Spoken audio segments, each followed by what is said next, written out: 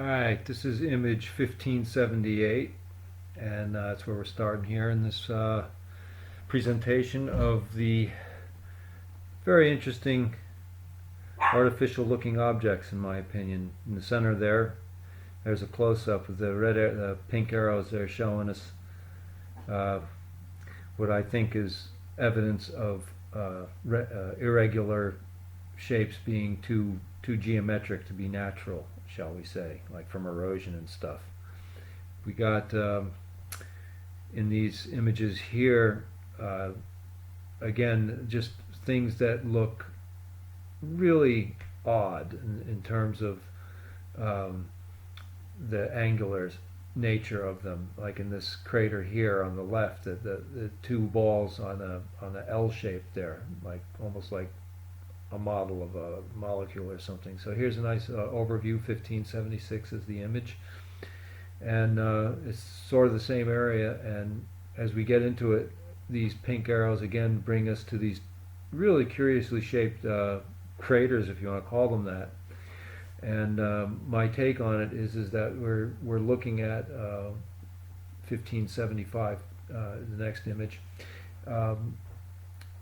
These objects or structures, even casting shadows and such, whether they're cylinders or things that look like tubes. And in this case, we've got the domes, some connected domes, very, very highly reflective things, or holes. There's another phenomenon: is there in a lot of these craters there appear to be holes, especially in the lower left there. And here the pink circle is something that looks like it's obscuring the structure below it. And I do an enhancement here for the contrast, and you see the square. It's dead center in the thing. There's this like a very faint square that is obscuring what's beneath it, like it's a shield. All right, and here's a close-up of a crater with what I call a bridge. It looks like there's a tram over it there. You can see the shadow underneath it.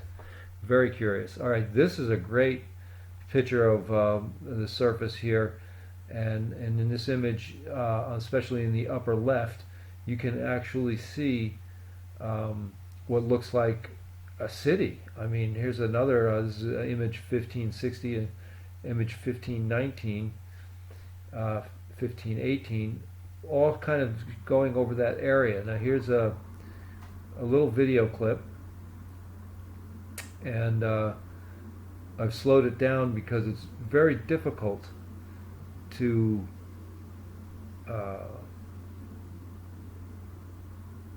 stabilize the image of a moon with the close-up of a hand. Now it's on a tripod, but I have to steady it with my hand as well. I'm not on a concrete base, so I'm on a wooden deck to get these images. So every little vibration, when you're at maximum magnification, and I'm using a P1000 Nikon P1000 camera, will disturb the image. But I'm going over a lot of the same areas we just looked at, and some new, just exploring here, and is particularly clear images, especially in this daytime. This is a daytime picture of the moon. The moon was out all day, really, and it wasn't even twilight yet. And you can see it's blue. The sky is blue there. You can see it. And what I like to pick out are the highly reflective areas and spots like that there. At the upper part of the camera, it's just gone out of the frame. If it comes back to it, I'll come back to it. And so here it is again. That I've taken many pictures of that and done lots of close-ups with it, and it looks very, very different close up than it does at a distance. And some of the stills that I've taken of that ring at the top there does not appear in a close-up to be a how do you say, a crater. It looks more like a ring. It's very, very strange. And the highly reflective part there might actually be emanating light. I often wonder about about many of these brightnesses. But this image is really very fascinating as we get further along in this film clip. Is it as we get back over to what I call the city? This is an interesting one too that we just went over. Have to come back to it if we do. This area here, especially right on the right side, left side of the frame there, left corner, you can see where the dark is, what looks to be an illumination in the dark field, so it's self-illuminating there. It's out of the frame, it comes back in, there it is again. It's hard to hold on to these images. So it's very difficult to keep it steady without a concrete base to be on and really high quality telescopes and anchoring mechanisms. And the moon itself, of course, is moving. But I like to point this area out, especially that illuminated area on the lower left. It just fell out of the frame, it's back in the frame. And you can see luminosities or highly reflective things that almost look like windows or something, or glass or whatever. It's out of the frame. But it's really, this is, the next one is 1511, another daytime capture. And it's those two extremes of the moon on the lower right and the upper left where there seems to be some very, very, very odd geometric shapes, lots of right angles and boxy looking things. And then there's the domes. There's domes all over the place, especially within craters, and it's very funny. You can actually see one of the craters that looks like a dish antenna. You can see it even at this distance. And I'm just in this particular video, I'm really just trying to exercise a steady hand or a steady camera and hold the moon still so that we can really just appreciate it. There's a lot of waviness. I believe that's atmospheric distortion. The atmosphere of the Earth does act like a lens, and it kind of behaves a little bit like water. It wiggles, like it makes the moon look like it's in a jello or something. Very, very odd effect. Okay, so we're zooming in here. Let's see what I can capture in this zoom in here. And there we go. Okay, let's see. We'll try to get in real close and tight. It was a particularly clear night, or afternoon really. And it always fascinates me how close this camera brings us into the surface here. And the detail, the detail is fleeting. It comes and goes, because of the vibration. That I haven't got a real good system yet of controlling the vibration, so I slow the image down. And that's one way for us to appreciate the detail that's being revealed here. Very, very fascinating details. So we'll let this run here, and if I can point something interesting out, I will. I'm holding it steady in the same spot here. This is very, very good for me. I mean, there other features brought out in the stills, of course, are fun to look at because they don't jiggle around and move and distort. But you can really appreciate through the videos here that we're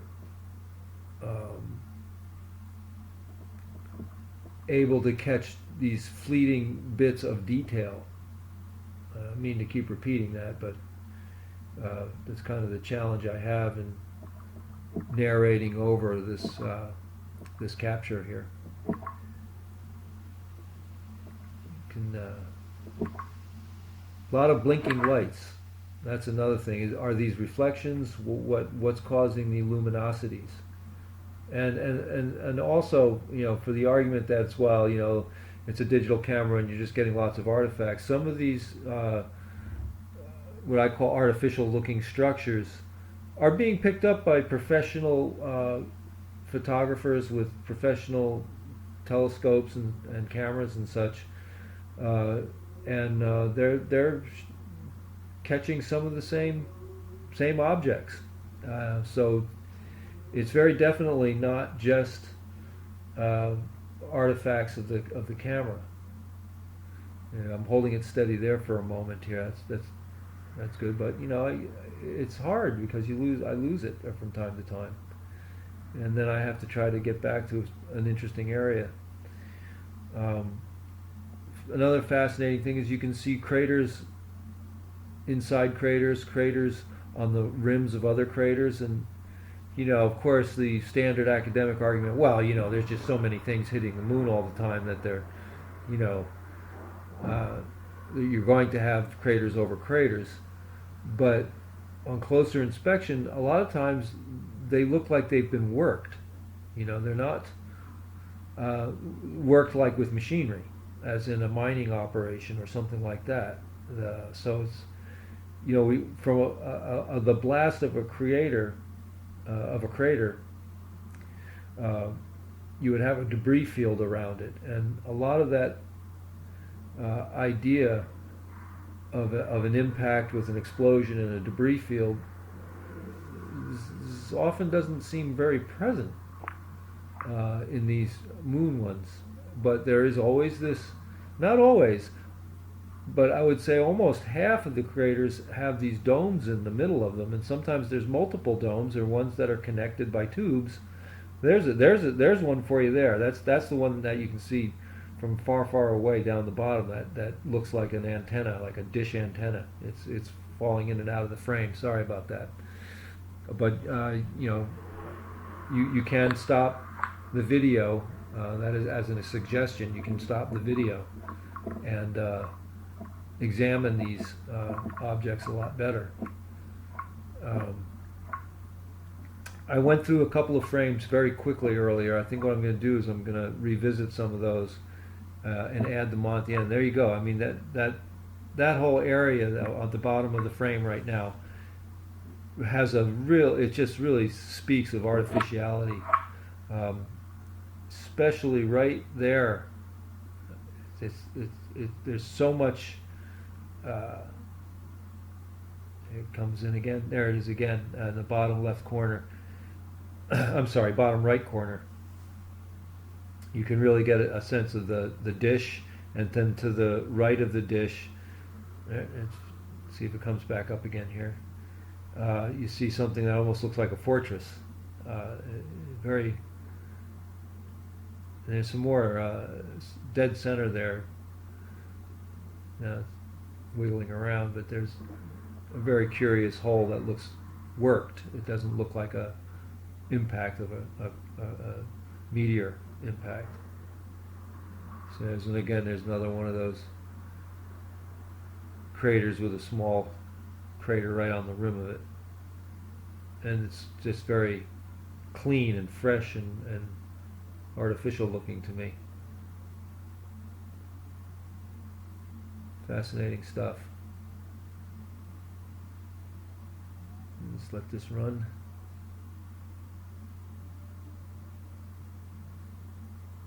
This is a long capture. And I'm hoping we can see in this area here, we're coming up to this, what looks like almost like a city area. There it is. Oops. There.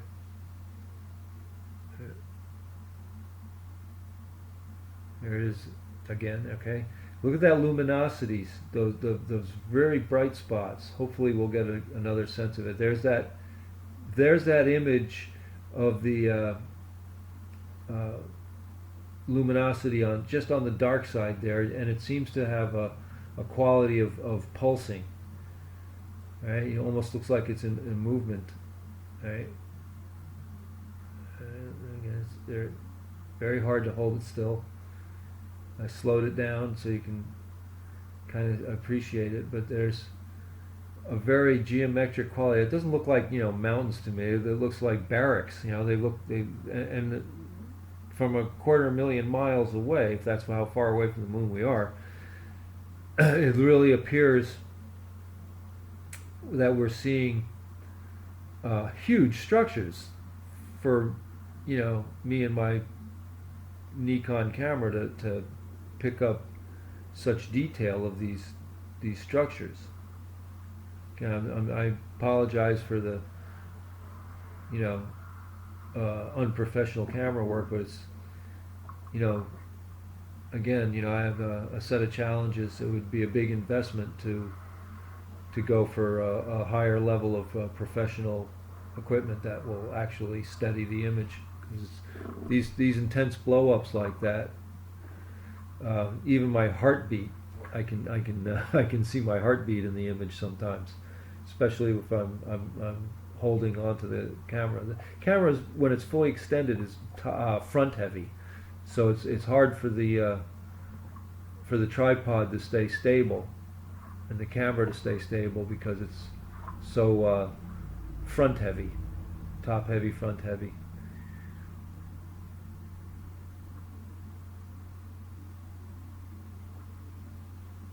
Here we are,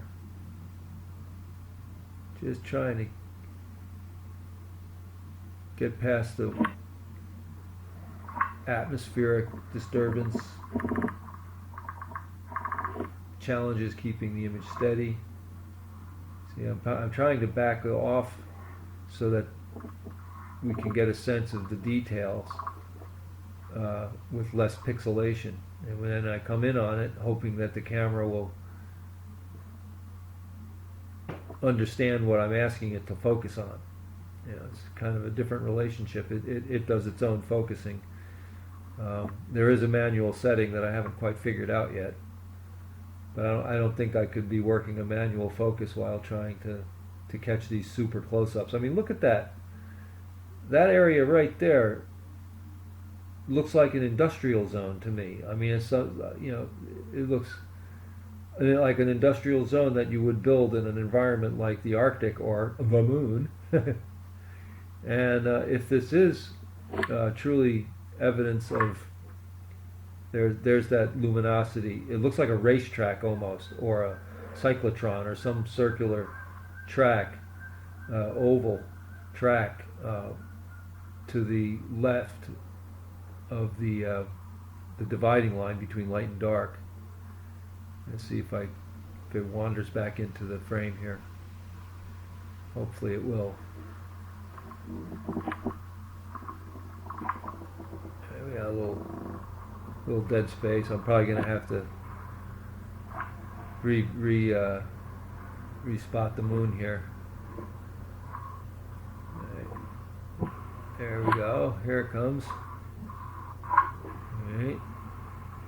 We're down back at the bottom. Camera's trying to figure it out. So there's another one of those craters that looks like an antenna dish. I mean, that thing's like, 50 miles wide or something? I mean, that's what I'm saying. The scale of these structures is mind-boggling. How big that they are building. Okay, I'm backing back off.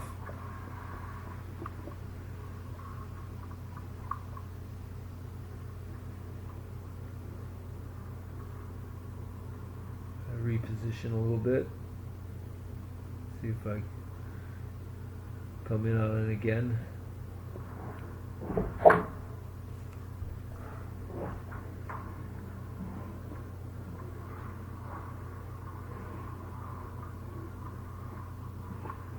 It's fascinating how fast the moon traverses the sky. I get on the moon. Look at how clear that suddenly got.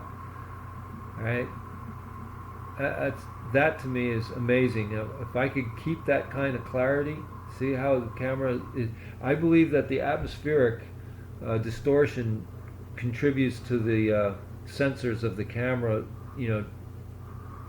making indecisions, shall we say. I mean, this area here, this little like mountain range, in some of the stills you can see what almost looks like apartment buildings,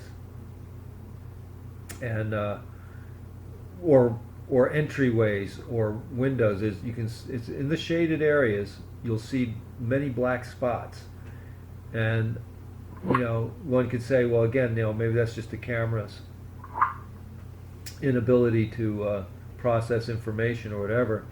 But in the stills, the very, very clear stills, you can see that these black holes occur in lighter areas as well, not just the shaded ones, not just in the shadows. But I almost think that the shadows are calculated for, so that they put their entryways in those shaded areas. I'm hoping that we get one more last little capture here to the top side. Look at that.